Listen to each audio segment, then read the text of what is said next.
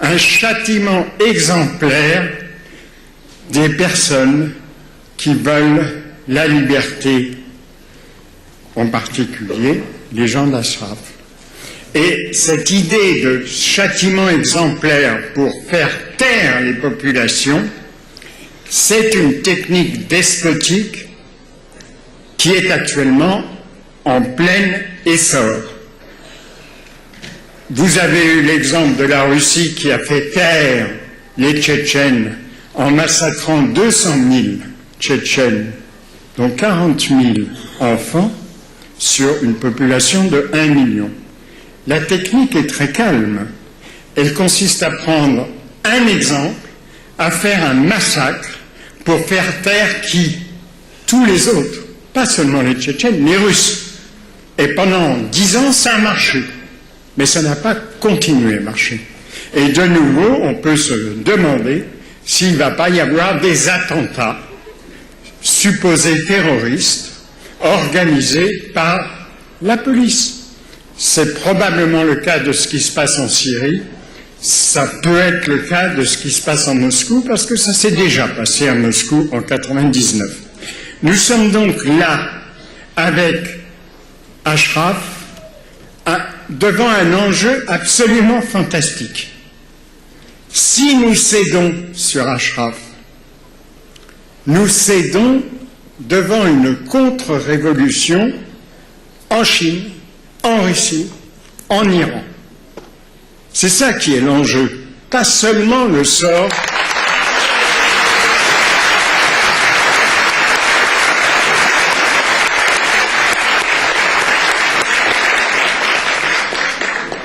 Donc il s'agit de ne pas céder. Et ça se tient sur des points précis.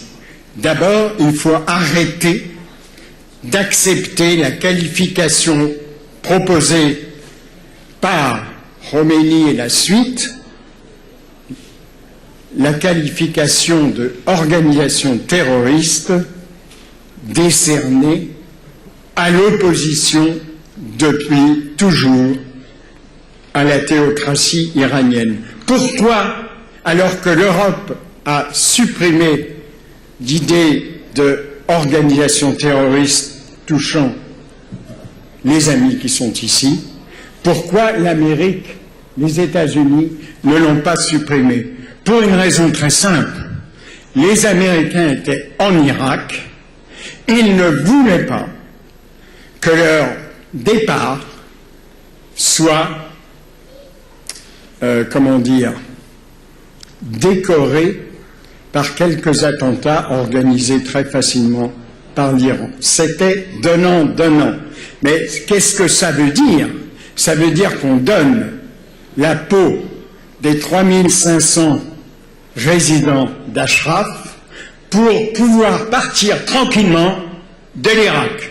C'est une honte, et c'est une honte terrible.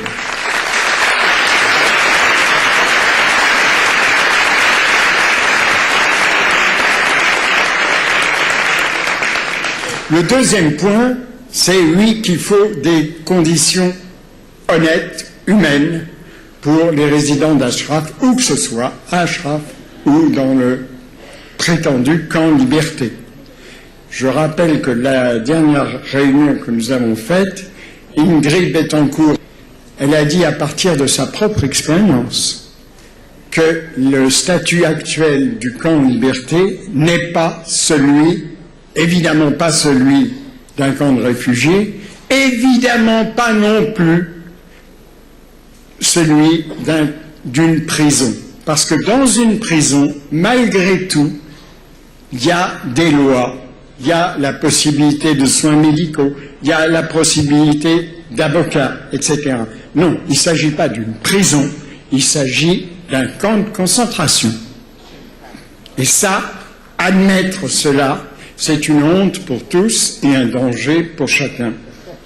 Et dernier point, je crois qu'il faudra poser la question de l'accueil des réfugiés d'Ashraf en Occident.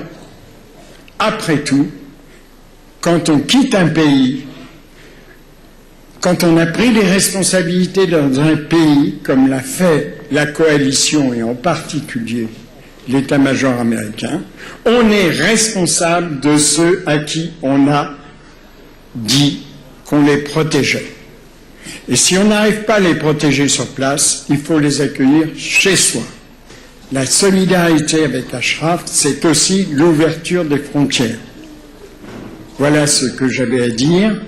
Il s'agit d'un enjeu mondial et je vais vous lire quelque chose qui est paru sur les blogs chinois qui dit leur montée en puissance, celle du veto chinois, du veto russe, de l'acceptation des demandes de l'Iran théocratique, leur montée en puissance est une catastrophe pour l'humanité.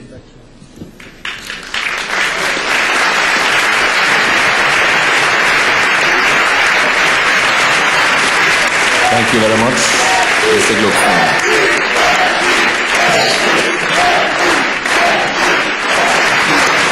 Again, thank you, Mr. Glucksmann. We will now give the floor to General David Phillips. He will probably soon qualify as an honorary citizen of Ashraf. Welcome, General Phillips.